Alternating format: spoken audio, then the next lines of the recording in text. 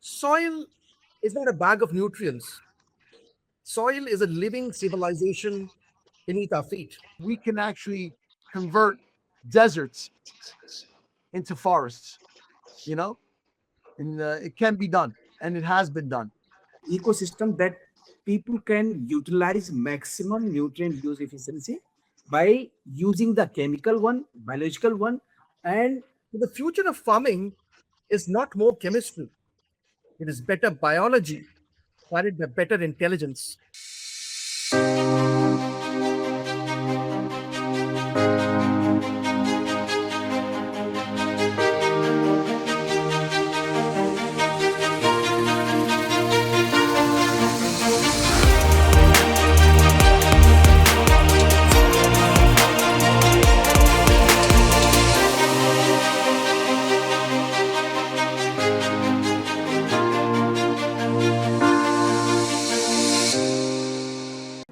While we're waiting, Dr. Thomas, I was reading you have a very interesting bio. Oh, okay. Oh, that's I my salute marketing you pitch. as I a usually as a sell myself. yeah, as part of the Navy commander and Yeah, an aviator. Like, I salute you, sir. absolutely. It's it's good. I'm sure your country is very happy for your dedication. I hope so. Anyway, I Yeah, read about you too, sir, and very, very impressive. and, and interesting background, totally different from agriculture, but very interesting. Yeah. Dr. Sonia, good to see you online. Thank You know, Dr. you. Sonia, we often bump into each other in all these trade shows, platforms. A Yeah, good friend of right. mine. And I just came to know she's on this forum and never knew that. I saw your name also. Hope I'm audible to you. Very much audible. Yeah. Thank you. Where are you located, Dr. Sonia? I'm in Dubai. Oh, fantastic. Um, Nice. And Dr. Thomas, you're located in India? Yeah, I'm Dubai based too, but presently I'm broadcasting from Tokyo, Japan. What about you? Oh, wow. I'm in Clearwater, Florida, USA. Okay, lovely. What time is it there? It is now 5:18, 5:18. 5:19 Okay, a.m. okay. oh, AM. Okay, it's AM. 6:20 p.m. in Tokyo. Yeah. Yeah, It's I was in Tokyo last year. Beautiful, you Beautiful, know, absolutely. absolutely beautiful. You Amazing. know, Yeah. Interesting place. Like from one section, very much like New York. I grew up in New York, so from one section to another section, the area changes tremendously. It's like a completely different Yes, area. yes, You know, yes, and you're talking about less than a half a kilometer distance. You yes, know, yes, and the yes. area just is completely different. Absolutely, absolutely. Yeah. I think Naresh is back and ready to go. mhm. And Dr. Singh, where are you located? Hi, Francisco. I'm from New Delhi. So I'm in one of the group company that is IFCO. IFCO is the giant society which is dealing in the fertilizer segment in India. So this EcoAgri is a joint venture of this IFCO, and we are in the field of the biostimulant segment, that is seaweed extract and the other amino acids group. Excellent, excellent. So you're a fertilizer manufacturer, correct? Yeah, yeah, Excellent. And do you distribute throughout all of India? yeah. Almost in all over India. Excellent, Although excellent. our plant is also situated in the Jordan and Qatar and some Gulf countries, so we are producing some mostly the bulk fertilizer of the phosphatic from these country and distributing in all over India. Because of this is the highly subsidized item, so that is why this FCO team has introduced some nano technology based fertilizer in India. Fantastic, fantastic.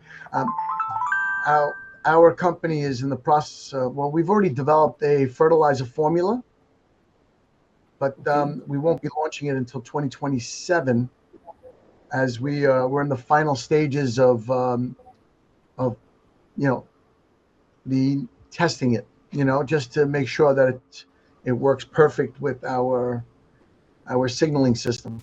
So, but I'm curious, of the fertilizers that you produce, uh, how many elements are inside the fertilizer itself? Because most fertilizers have from 3 to 6, um, you know, ingredients. Do you have a fertilizer that has more than 6 ingredients? In some fertilizer, like a mixture of micronutrients contain more than 7 or 8 ingredients, you can say, because they are mixing the various micronutrients like zinc, iron, manganese, copper, boron, molybdenum, some calcium, and some sulfur. So people are making this formulation based on the research and development by the agriculture universities in past, and still they are going on. But there is need to review this specification, whatever is the made in the our regulation part. So that Right. has been almost in the process. So many companies in India, like private corporates also, they are going to introduce this nano fertilizer in India nowadays. So there are so many nano fertilizers coming, and not only in the India, but some of the country like a South American country like Brazil, and some countries are also looking for the same technology from IFCO. Fantastic. I think it would be good for us to connect after the panel, because we're going to be needing and wanting manufacturers of our fertilizer around the world, because it's a very unique formula. It has over 23 elements in it, and Yeah. it's the only fertilizer formula in the world that has such a combination. But the way we acquired the formula is very unique. You know, Yeah. as a matter of fact, if we're still waiting to be set up as a panel, I'll tell you a little bit. The technology, the Kiminasi technology, is based on a new advanced science called cytoalgorithmics, and it's algorithmic is the programming of, and then cyto is cells, right? So it's the programming of cells. But to get the information, Mr. Baumelli, who's the inventor and the discoverer of the Kiminasi technology and the new term cytoalgorithmics, he developed equipment. It's proprietary equipment, doesn't exist anywhere in the world except our laboratories in Italy. And he developed equipment in order to literally get into communication with the plant, like be able to communicate with the plant and ask a plant questions. It's very advanced technology. And so by going back and forth, over the years, he was able to find out exactly what the plant needs and wants for it to grow food-wise. And that's how the formula for the fertilizer was developed. It wasn't by just coming up with, you know, the chemistry of what they absorb, but how the quantity of potassium or nitrogen, what quantities do they actually need at what point, you know? And it's just a very interesting development. So there's 23 ingredients, and then there's additional minerals. So we are going to be launching this in 2027, and we're looking at potentially giving the formula to all the manufacturers, right? Because to maximize the formula, you need the Kiminasi frequencies signaling system that makes it all boost. So ultimately, you know, we would just have manufacturing partners all over the world, and this will help each country become independently sustainable from a fertilizer standpoint.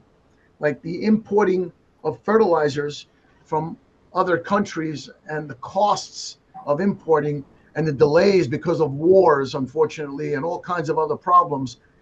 this would pretty much disappear, because most of these elements could be found in every country, or at least in a neighboring country, you know.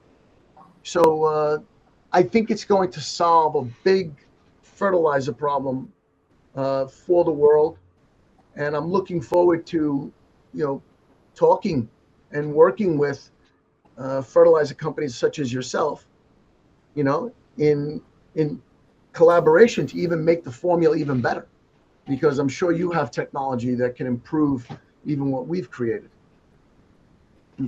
Yeah, great thought. I think this is the need of our, because the most of the fertilizers are flushing down from the earth to the ocean. So you can see this algal boom in your Mexican sea. It's a huge problem of this brown seaweed. It is growing a lot of things. So this nutrition part, as a nutrient use efficiency of any bulk fertilizer, you can see that there is 80 to 90% of fertilizer are waste of money in the soil when you are applying. In the region where the heavy rainfall or heavy erosion is happening, these all nutrients goes from soil to towards the traveling through the river to the sea. So this is happening, and we have to conserve our soils as well by Exactly. adopting the integrated nutrient management system, like any biological system like biofertilizer and biosystem, and and any, any such delivery system which can minimize the particle size of the nutrition. Agreed. Hello, everyone. Yes, Am welcome I audible to you? very much. Sorry, I just had to switch couple of devices, and finally I could connect you. I No was problem. Okay, listening to you guys, and it was quite informative. But we need to start with a formal session. let's do that. So, hi once again. Hello, everyone. This is Dr. Naresh Shejwar. I am Chief Sustainability Officer at Biomi Technologies. And today we are here to discuss about sustainable fertilization and soil health. Thank you so much, Francisco, taking this discussion ahead. Meanwhile, we were trying to connect it. So we have almost consumed a lot of time. So I'll try to jump at the question directly. So yeah, so before begin with this, the today's topic and today's discussion is all aligned with, we are trying beyond thinking of NPK and everything. Then now we are trying to shift our focus on precision fertilizers, or then biostimulants, nano technology. And I would like to start with Mr. Francisco. He has used some quantum physics and something like that, non-chemical based biostimulants. So we are eager to know about what is that technology about. Please put some light on it. Over to Sure. you. So the first thing to just mention is that we are a society that's advancing very quickly. So technology is moving faster than one could imagine. And Mr. Balmelli, my partner, developed a system of basically a communication system to the plants. And that system is called the Kiminasi Plants Crop Booster. That system it operates, just to show you, everybody remembers the CD, right? So it operates just like a CD. Information is recorded on the disk, and I'll show you 3 of the disks on this small device, okay? Just so you get an idea of the size. And those metal disks have over 3,000 programs directly related to the physiology of plants and helping the plants grow stronger, faster, healthier, manage their transpiration rate, their speed of photosynthesis, the amount of the Calvin cycle that they keep producing, and boosting all those systems. So the signaling system designed to basically boost a plant so that it can produce at Olympic levels. Like we all have the ability, we all genetically have the ability for us to all be Olympic players or Olympic sports people, but we chose a different profession. We didn't train our bodies to express that ability, but we have that ability. Genetically, we have that ability. It's all about training.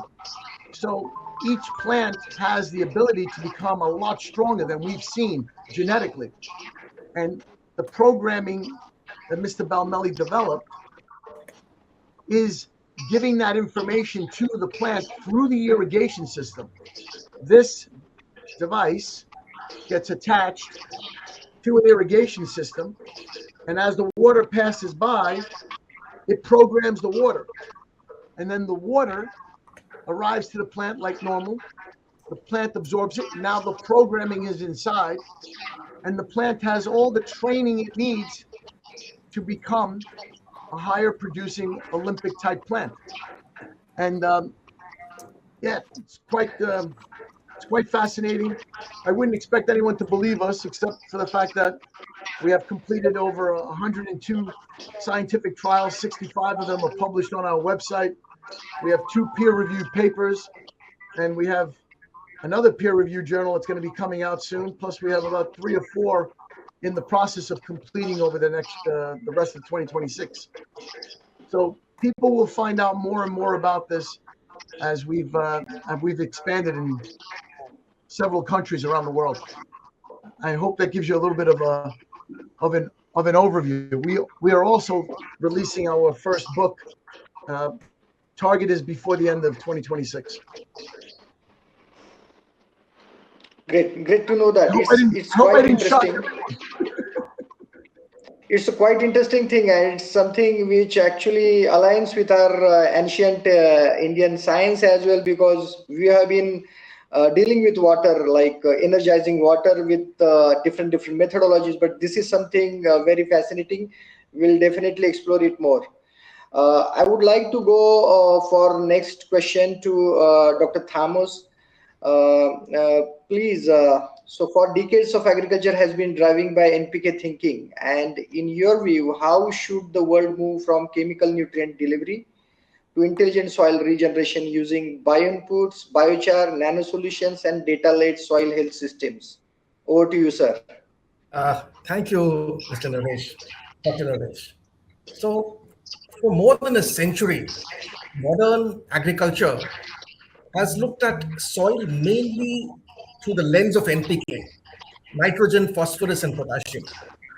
That model has helped humanity increase food production, and we must acknowledge its historical role. But today, we must also admit that NPK alone is not longer enough. Soil is not a bag of nutrients. Soil is a living civilization beneath our feet. It contains microbes, fungi, carbon, minerals, water, air spaces, enzymes, organic matter, and energy exchanges. So when we treat soil only as a chemical container, we lose sight of its biological intelligence. We keep feeding the crop, but we slowly starve the soil. My belief is that the next agricultural revolution will not come simply by adding more fertilizer. It will come from making the soil more intelligent, more biologically active, and more resilient. Now, this is where the movement from NPK to nano to bio becomes very, very important. Biochar can create long-term stability, improve water retention, provide habitat for microbes, and support nutrient hoarding capacity. Biostimulants, they can help the plant express their own resilience. Organic inputs can rebuild biological cycles. So we must move from input-heavy agriculture to intelligence-led agriculture. In the old model, the question was, how much fertilizer should we apply? In the new model, the question must be, How alive, balanced, and responsive is the soil? That is a major shift. The world is facing food insecurity, climate stress, degraded soils, water scarcity, rising input costs. If we continue to solve tomorrow's problems with yesterday's fertilizer logic, we will only increase dependency. The farmer will need to spend more, the soil will weaken, and the climate burden will increase. That is also the direction for our own work. QREC MRT, that is quantum resonant energy coupling, molecular resonant technology. It is something to do with the realm of science which has not yet been explored. So my focus has been one central question. How do we produce more food with less chemistry, less water, less waste, and more biological intelligence? The future must combine productivity with regeneration. So the future of farming is not more chemistry, it is better biology, guided by better intelligence. NPK feeds the crop, but living soil feeds civilization. I'll pass the buck back to you, Dr. Naresh. Yeah, thank you so much. I think we are on the same page that with limited resources, minimum resources, we need to produce more to feed this entire globe.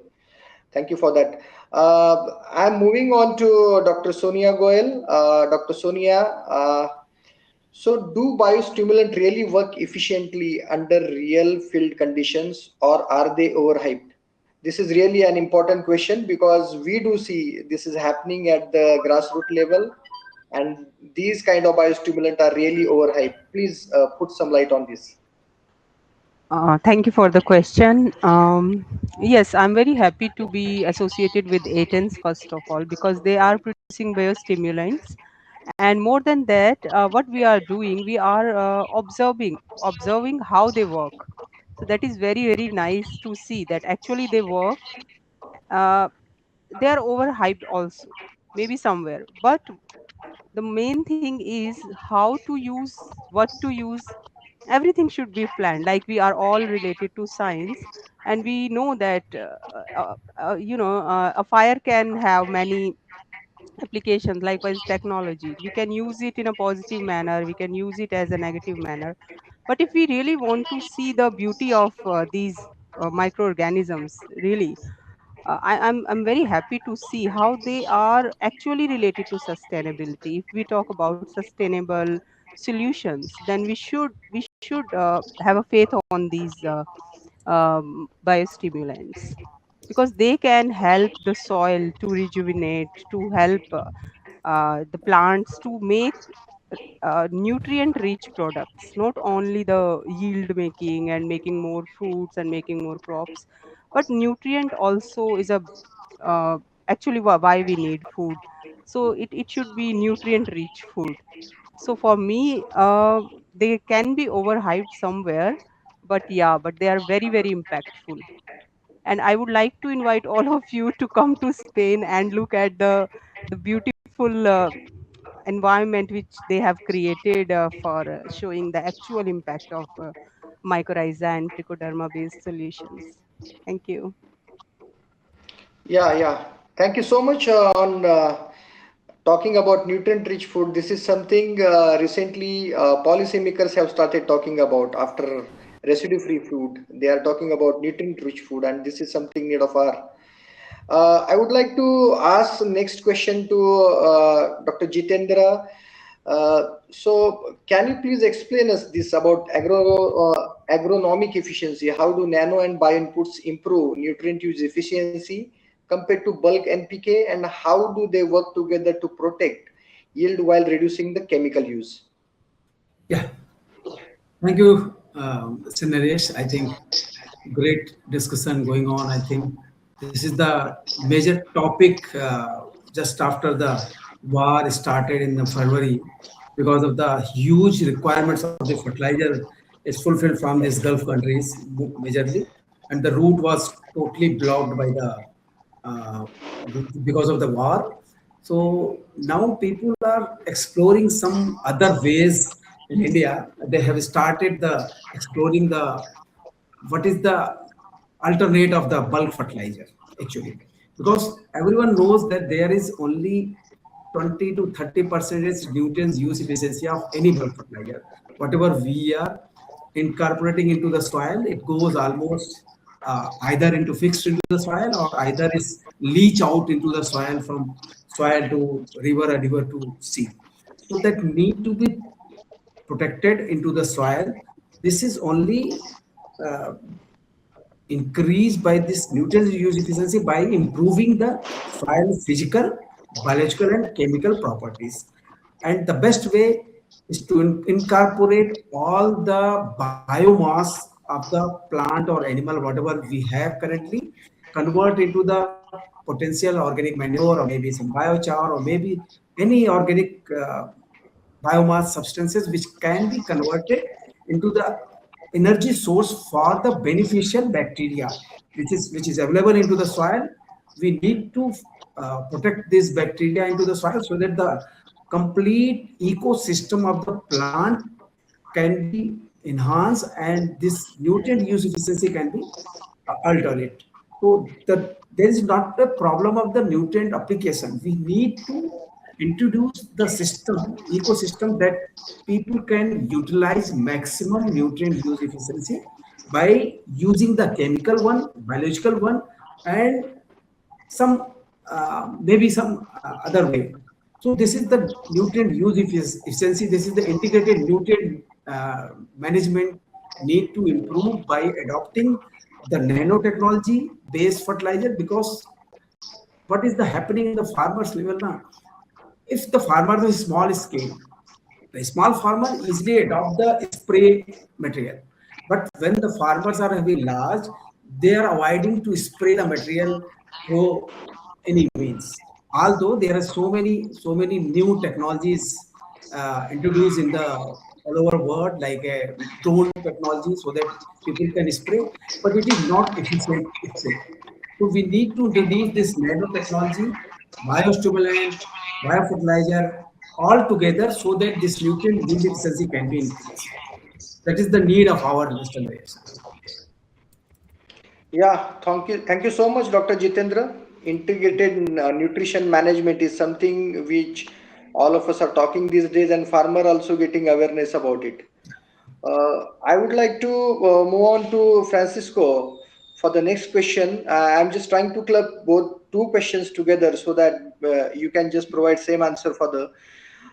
So in arid regions you are talking about, so every single drop of water cost money. So how your technology is going to help these farmers to save the crop and water as well, and how this technology will also work for government and policy building. Oh, fantastic. First of all, I'd like to say to Dr. Thomas and Dr. Sonia and Dr. Singh, I see the way we're all aligned, with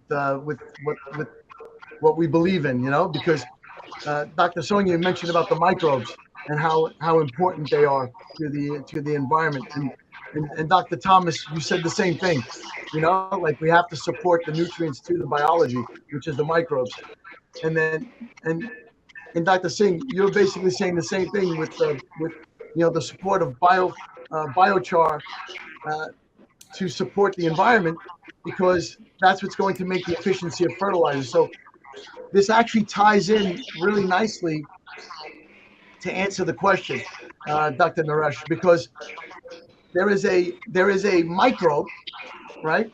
That's called Rhodopseudomonas palustris.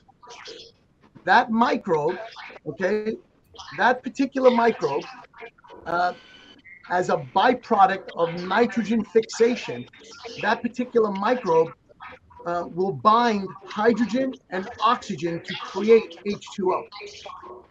Okay, it's one of the functions of that microbe. Now, the unique ability of what we've done is because we have a crop booster, which is the communication technology to the plants, and then we have a bio booster, which is a very advanced microbial formula that operates at 110 to the 12th CFU, colony forming units, right? Which equates to 1 trillion 1 trillion microbes per gram. And I don't know if anyone else has been able to achieve that level of concentration. It's a very high concentration, but in our formula, the Rhodopseudomonas palustris is 1 microbe out of 30 that we have in our formula that creates water. So it helps the plant to grow, but it also creates water. So when you have 1 gram and 1 trillion microbes in 1 gram that are helping to create water, this is a really big benefit to arid areas. Okay? Now you take that technology to replenish, the soil, or even you mix soil with sand and you input these microbes, and they will convert that area into healthier soil. But then you have the crop booster, which reinforces the energy of the plant to feed those microbes. So we have this system, crop booster, that works on making the plants stronger and more genetically sound, and the bio booster, which is reinforcing the soil and making the soil biology more genetically sound and balanced. And you put these together and we save a lot of water. The crop booster has been documented to save up to 30% water on average. And the bio booster, we know it saves a good amount of water depending on the actual humidity of the area, because remember, the microbes that are there need to work with that environment. So the combination of the two really help in arid areas. And we invite every government to, especially in the Middle East, to give us a test drive, because we can actually convert deserts into forests, and it can be done, and it has been done. So it's something that we would like to even further demonstrate, and we just need some operating partners in the area. We are working with some groups in Egypt right now, because they have a big desert conversion project, and that's starting to build up. But the Middle East is a vast area and could use a lot of help. Yeah. Yeah, that's really a good discussion we are having. I would like to just move on to Dr. Thomas. Dr. Thomas, what do you think about quantum inspired technology and how these kind of technologies would help us for better food production? And then you are trying to explore like space and everything.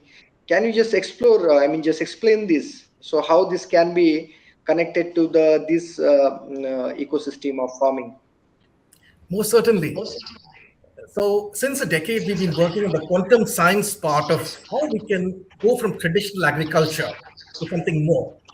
So, we've been working on QREC MRT, that is quantum resonant energy coupling, molecular resonance technology. In simple terms, QREC MRT works by using resonance based informational patterns to interact with the energetic signature of a target system, encouraging molecular, material, or biological processes to move towards greater efficiency, stability, or functional optimization without adding chemicals or physically touching the system.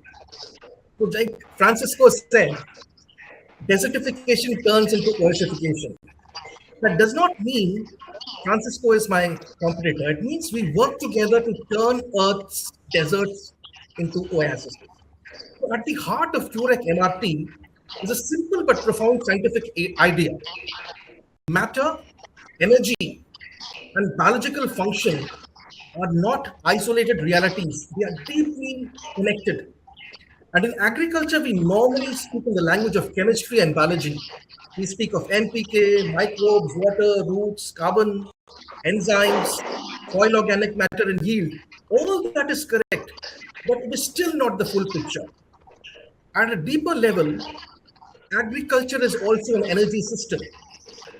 Photosynthesis is energy conversion. Seed germination is energy activation. Root absorption is energy mediated transport. Enzyme function is molecular organization. Microbial signaling is biochemical communication. Stress tolerance is biological energy management. And soil regeneration is carbon, biology, water, and energy working together. So, therefore, when we look at a plant, we are not looking at a passive chemical machine. We're looking at a living, responsive, energy organized biological system. And this is where frontier science becomes very important. So QREC MRT explores whether non contact resistance based approaches can influence molecular, material, and biological behavior without conventional chemical intervention. So we have been using this technology very successfully for the last 3 to 4 years, and we've been very successful in India and in Africa, where we have turned entire deserts into oases. And we are working with several governments. In fact, I'm in Tokyo today to work with the Japanese. Now, the questions arise are deeper. Can we improve feed vitality without chemical overload? Can we enhance water use efficiency without simply increasing irrigation? Can we make agriculture more resilient by not adding more pressure but improving biological coherence? Classical agronomy says, what can we add to the field? Regenerative agronomists, he'll ask, what can we rebuild in the soil? Frontier agronomy, we ask, what can we activate, optimize, and harmonize within the living system? That is a major shift. So the fertilizer of the future, the farmer of the future, will not depend on fertilizer bags, chemical sprays, and irrigation pumps. The farmer of the future will use a new architecture: biological inputs, biochar, nanonutrients, soil sensors, microbial diagnostics. This is not about replacing the farmer's wisdom. It's an AI in itself. It's about giving the farmer a deeper science of the field. Now, you talked about space agriculture. This is a subject that is very, very close to me. And space agriculture is one of the most powerful mirrors we have for Earth's future. In space, there is no room for waste. Every drop of water matters. Every gram of nutrient matters. Every watt of energy matters. Every square centimeter of growing space matters. We cannot afford inefficiency. That is exactly the discipline Earth now needs. On Earth, we have behaved too long as if the land is unlimited, water unlimited, fertilizer unlimited, climate stability is guaranteed. None of those assumptions will work anymore. So, space agriculture forces a very new mindset. How can we grow more with less? So, hydroponics teaches nutrient precision, aeroponics teaches root zone efficiency, aquaponics teaches circular biological integration. Vertical farming will teach you spatial efficiency. And bioponics, this is a field where we have done a lot of trials with IIT Delhi. It brings the biology back into controlled farming. And my interest in bioponics is very strong because I believe the future cannot be only mineral-based control agriculture. If we remove biology completely, we may gain control, but we will lose out on vitality. Since we're positive of time, I'll sum up with one sentence. Space agriculture is not about feeding astronauts. It's about teaching Earth how to stop wasting its resources. The future farm may not always be a field. It may be a vertical system, a desert module, a rooftop unit, a closed loop bioponic chamber, or simply a space habitat. Over to you, Manish. Yeah, completely agree with you, Dr. Reji. We do have much more unexplored just beneath the ground, and that is what the real science and innovation. This is what trying to explore. I'm moving towards Dr. Sonia Goel. Can you please explain us, being a microbiologist, how these kind of innovations and microbiology helping for minimizing the usage of chemicals, fertilizers, improving the yield, and how these mycorrhizal consortia they are helping for management of better yield and everything. Can you just please explain? Yeah, I think Dr. Thomas has already explained a lot. So, yeah, because we all know that only one thing will not be sufficient for such a harm we have already caused to the earth. So, a lot of technologies, a lot of efforts are needed.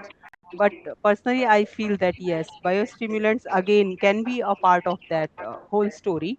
And being closely working with, though I'm not a microbiologist, but working closely with microbiologists, I've seen that these microbes are wonderfully impacting the overall quality of the soil as well as plant.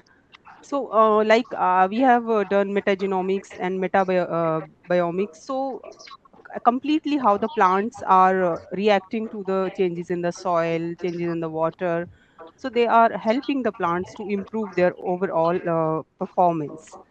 As in the like if you apply biofertilizers in the soil, how they can help the plant to colonize, to grow them stronger, more water retention, and eventually the nutrient enhancement capability.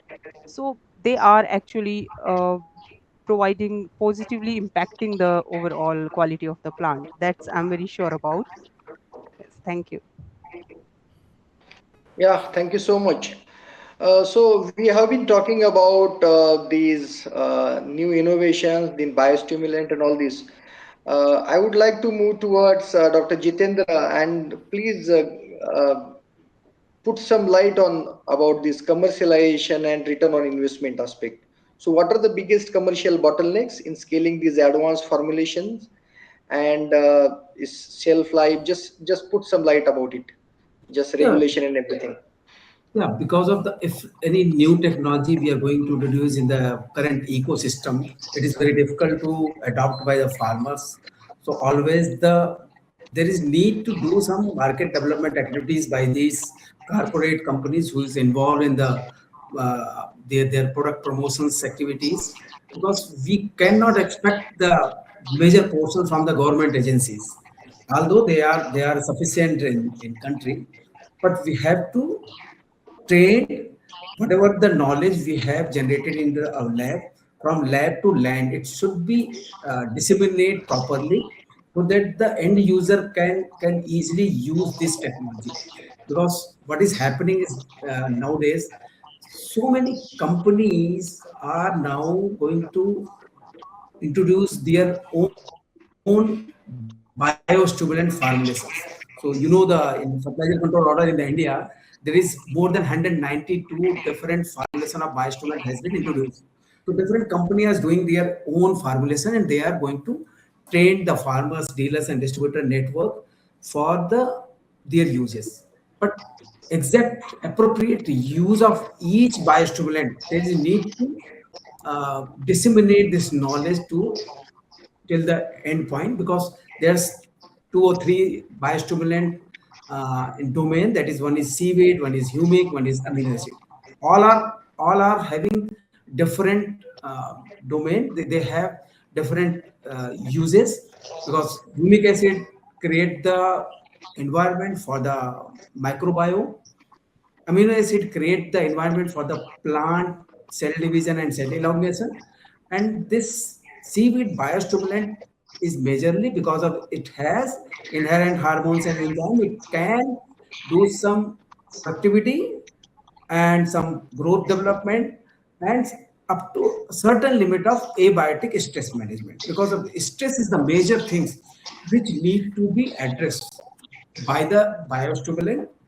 And while using this biostimulant, there is certain um, reported, people have reported that there is so many microbiome has increased in this rhizosphere zone by using such type of biostimulant. So certainly the use of biostimulant, use of biofertilizer, use of organic fertilizer or organic manure along with the chemical fertilizer, certainly we can reduce the cost of cultivation by decreasing the chemical bulk fertilizer. So this will be, I think this will be a better way we can reduce the cost of cultivation in the farmers domain.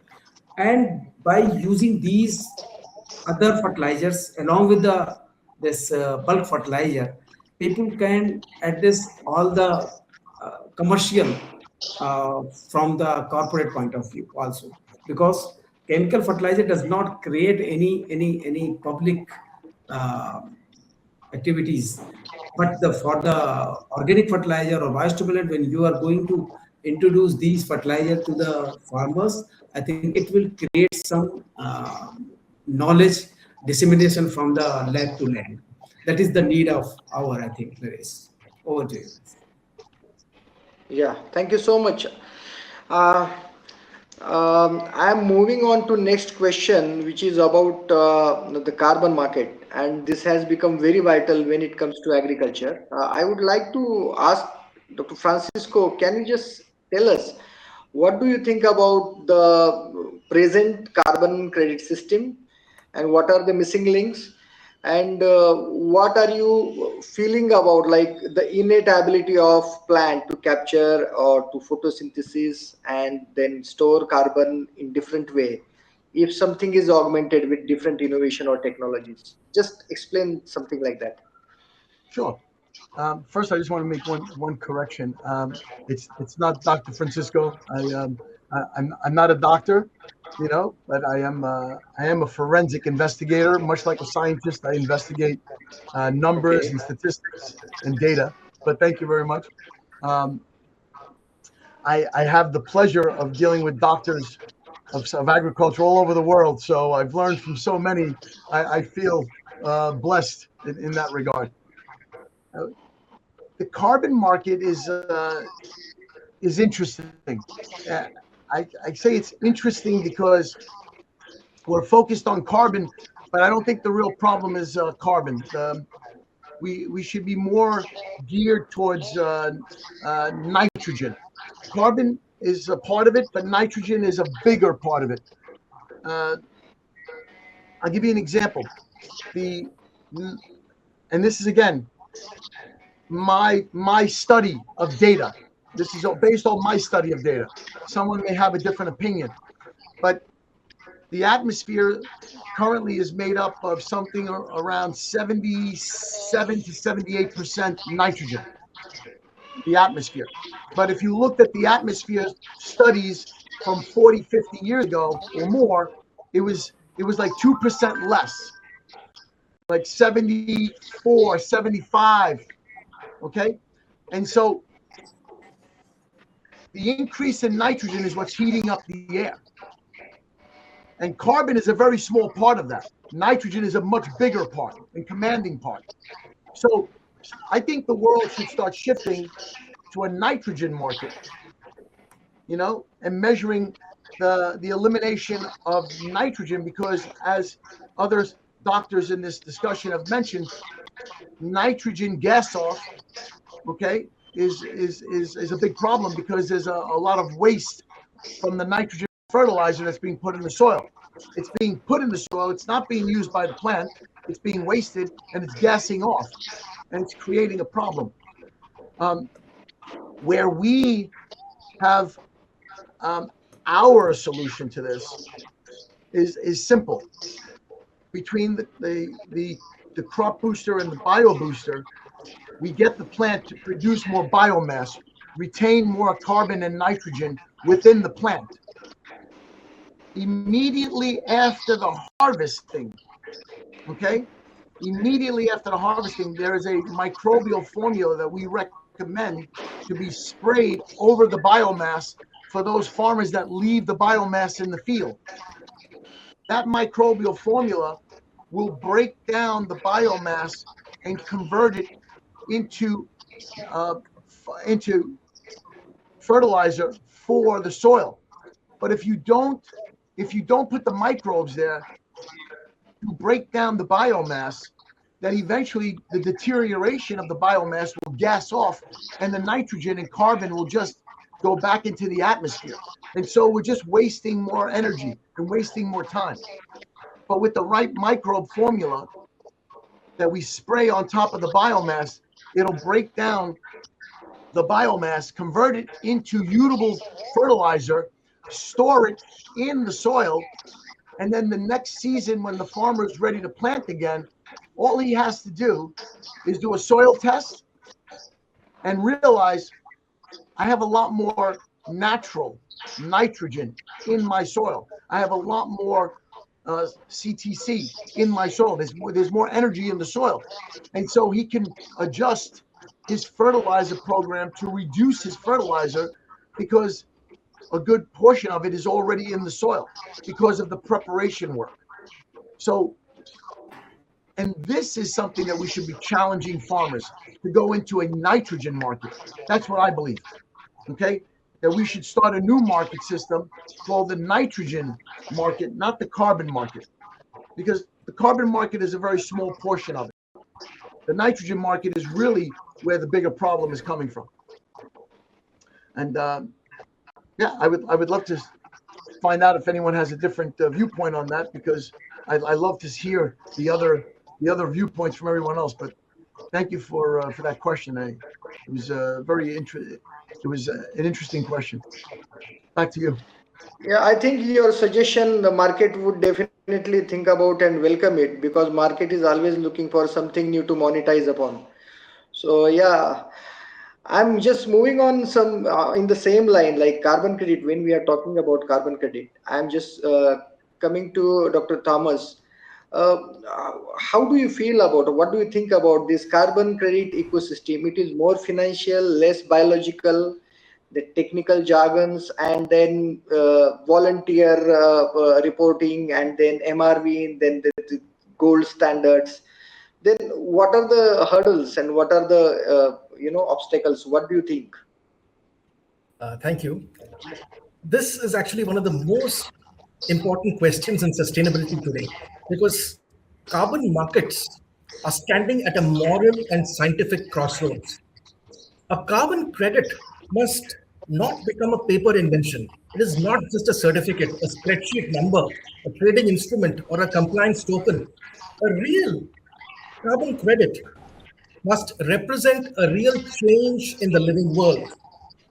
If the soil has not improved, the farmer has not benefited, if the carbon has not been captured or emissions have not been reduced, then we are not doing climate action. We are simply doing climate bookkeeping. For the future carbon market must move from carbon accounting to carbon biology. Soil is one of the greatest carbon banks on earth, but unlike a financial bank, it does not store value in numbers. It stores value in life, organic matter, microbial biomass, root carbon, fungal networks, or stable aggregates, or nutrient cycling. Now, that is why soil carbon should not be viewed only as tons of CO2 equivalent. It should be viewed as soil value. And biochar, I believe, has a very special role here. Properly produced biochar is not just a carbon material, as the panelists will agree, it is a long-term carbon scaffold. It can improve soil structure, hold moisture, retain nutrients, uh, create microbial habitat, and support a very long-term soil resistance. So in that sense, biochar is not merely storing carbon, it is building soil infrastructure.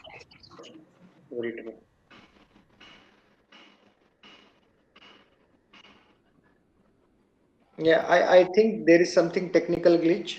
Yeah. Can you hear Yes, me? we just lost you, but you can continue.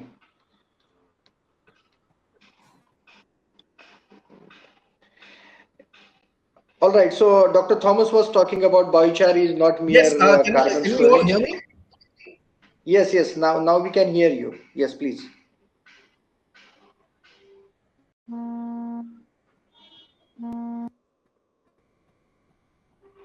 Hello? Hello. I Everyone can hear me? yeah.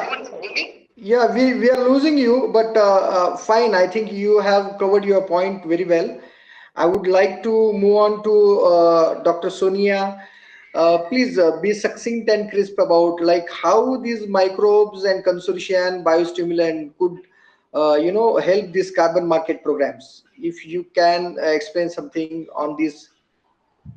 Yeah, thank you for the question. I think it's related to carbon credits and biofertilizers. Yeah, I'm talking about carbon reduction in carbon Yeah. emission. So yeah, it was the most important topic for us also. We have done an extensive study that like how we can come up with something that our biostimulants can I mean they are helpful of course, but how much they are helpful, we wanted to study this thing. And but as of now I have not seen any kind of software which can say the actual carbon reduction, which can calculate actual carbon reduction. We Biofertilizers are helpful, as we all know that they can okay fix the different kind of bacteria, pgpr are there, they help, they can reduce the carbon by taking by absorption and by utilizing those carbon resources for the plants. But how can we say that this part of the carbon fixation is done by the biostimulants? This is very critical step, which no doubt they are helping the plants, but how much? My question was always how much. So we should be in a figure. So Yes, yes, this yes. really I wanted to ask to my panelists if they have some uh, good software or some better understanding. But we are moving to many people or the ai, they are saying that they can detect something based on the softwares, based on the several parameters. But till date I have not find out some convincing step towards it, which can actually say that okay, this much of the product or the carbon, this much of our product is doing this much of carbon credits and this much of carbon is absorbed by, like that study we are not aware of that. Though there are Yeah, many yeah, yeah. researches available, researches we can see, we can there have formulas, okay this much is put and they can, but it is not that satisfactory. Of course these Yes, products are very good, but we want a kind of crisp answer that okay yes, this much of product can you use for this much of carbon yes, absorption, yes, like that. yes. So Very it's true. good I to, yeah, thank you. Yes, I think Dr. Jitendra could guide us on this definitely on MRV and how these field data and different kind of interventions could be transformed into the carbon credits and carbon emission calculation. Just please put some light on it. Yeah. Yeah, yeah. I think the international carbon market has created the Vera and Gold standard. You know, this is the from plugging field data into the global protocol. It is very difficult for this to success this international voluntary and compliances. I think the carbon market is necessary, similar to Vera and Gold Standard, whatever the international association has formed, and field data from the any agri input like nano or maybe any bio or maybe any biochar, it should be accurately translated into the verifiable carbon offset. That is the need. Uh, this requires, I think, connecting raw agriculture changes like a substitution, synthetic nitrogen, or enhancing soil organic matter, or globally accepted greenhouse gas accounting methodologies. So this carbon accountancy is the major challenge now most of the country are facing. So there are so many organizations that come together to make one protocol for this carbon accountancy. This is the major uh, Right. which people are doing, because recently we have started some of the work for this biochar manufacturing unit with our some of the international colleagues. In India, there is two registered company who have taken the this carbon credit from the multinational company like Google and other companies, and now they are mostly transferring this carbon credit to the directly to the farmers who has started the direct seeded rice plant and maybe some plantation crop. So this MRV, this simplifying the traditional measurement, na, it is very typical, or you can say this is very very complex things. So there is need to method too expensive because of this is the very expensive method, Okay. and labor incentive, or maybe soil sampling is the best way where we can see the how much quantity of the carbon we have generated from their parental status. And the traceability is the one things we have to monitor continuously from the end point to end point, because if we are exporting this biochar from South India to North India, it's to create a lot of energy in the point of the diesel expenses, or you can say the any, there is no any carbon credit. It should be a carbon balance or carbon debit.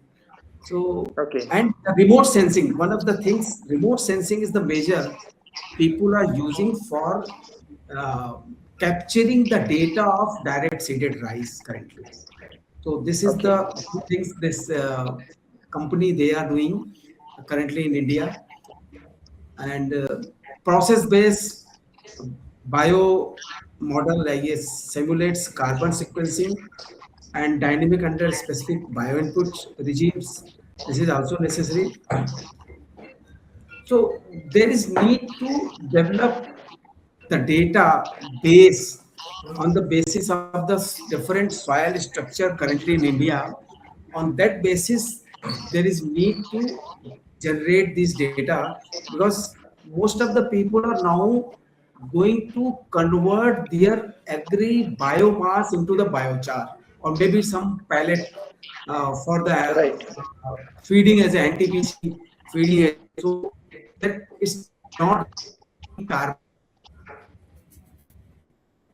credit, but they are generating some amount from the buying this agri residue from the farmers and converting it to the some biofuel. That is happening in India, but still no one has generated any commercial biochar manufacturing unit in India. They are commercialize this biochar from starting from the collecting the this organic residue, or the crop residue, and converting it to the biochar, and then converting this biochar into the soil application through any fertilizer company, or maybe any way. So that is majorly people are now making the process mainly from traceability to collecting this bio input.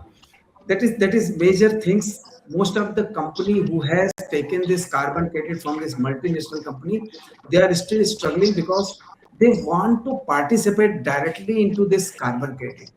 They are not going to sell this carbon credit whatever they have published, they have collected from the multinational company. They want to participate directly as a biochar manufacturing company, so that they can install this plant for converting this biomass into the potential biochar, and this potential biochar can be commercialized into the further with the use of fertilizer. Yes. That is Yeah. major There is happening. fortification is also people they are trying to do fortification with biochar. Yeah, Yeah, it's yeah, very we have good to also see. started this biofortification with the biochar. There, it's a encapsulation of the urea pills by using the biochar and biofertilizer, or maybe so many things is going on, but it's still it is early stage. I think it required a lot of attention of the government machinery. Right, right. Yes, So you over to you Naresh. you you just talked about traceability, and that is a really important thing. The traceability in terms of soil organic carbon, traceability of soil health card. Right Yeah, now, what we face and what we see is the traceability is lacking. So yeah, that is major issue. And second thing, still we are yet to reach at the point where farmer can get access to immediate soil testing. This is still not happening. So this is some area where we can actually build that ecosystem. I do feel personally that mere NPK, mere macro and micronutrients, and mere all these chemical parameters doesn't form the ecosystem of rhizosphere and soil. We need to consider how much the active microorganisms are present in the soil, and how it is contributing along with SOC and other parameters, how it is contributing to the soil health. So in this direction, my team, we had been working since long been, and we have deployed some, portable kits to farmers, where farmers can measure NPK PHOC within 10 minutes, and microorganisms, active microbial count. It's a semi-quantitative count, which gives you like very poor to very good, excellent soil. And we have also formed that, so just like our CBIL, we have formed the scoring system for that, like soil biome index, Yeah. SBI score. And that gives us an excellent idea that this soil is really, because 90% nutrient uptake is driven by this ecosystem, organic carbon and microbial, all these rhizosphere existence. So Exactly. this is something which we want to explore more with industry, and we have collaborated more than like 20 industry partners and NGOs. More than 100,000 testings are already done. But this is something we want to push it towards, like how we can track as well the soil organic carbon as well, and then how instantly it can be measured, so that this kind of programs will get certain kind of tools in hand. And traceability, geotag traceability, this is something which we want to explore. um, yeah, I think that was excellent discussion. We literally covered everything. Well, while we're waiting, I'd like to thank all the other panelists for today's discussion. It was a great discussion, and I appreciate and admire all of you. Yeah, let's Yeah, collaborate and yes, work yes. together. Nice Yeah, to meet you, Dr. pleasure. Francisco, Dr. Jitendra, and Dr. Thomas. I know already. Nice to see you. Absolutely. Thank you. I think I find it interesting that so many years of the carbon market, and yet they haven't standardized a measurement system. That I find that very, very interesting. As a Yeah. as a forensic accountant that investigates things like this, uh, Yes. I look at that as a major outpoint, that a standard measuring system doesn't exist. Uh, Tells me that maybe it was intentional that way. You know? Yes, yes, yes. I feel there should be a major overall. If for the carbon markets to be scientifically credible, we need a new MRV model. It should be farmer friendly, and the farmer Hmm. must be at the center of the value chain. My view is that next generation of carbon credits must become living carbon credits. Right. So carbon credits must move from carbon paperwork to carbon proof. A ton of carbon is not just a number in the soil, it's water, fertility, microbes, resilience, farmer income, all these things together. Exactly. Yeah. Well, I We I don't have any question answer. Question I answer, think I think. Dr. Yeah, I Naresh think we can. should continue the discussion in like in person capacity, and we'll again explore. There are lots of possibilities. We Hmm. definitely collaborate and work in these directions. well, So thank yeah, you. thank you. Yeah, Thank thank you. you so much for joining on this very great discussion we had today. We covered a lot of topics, and I think we are on same page. Like we should use technology and innovation in order to minimize the usage of nutrients and have better yields, and that is what we are aiming at. So thank you so And much water. once again, and yeah, have a good day. Take care. Take care. And Take thank care. Bye. Bye. you, everyone.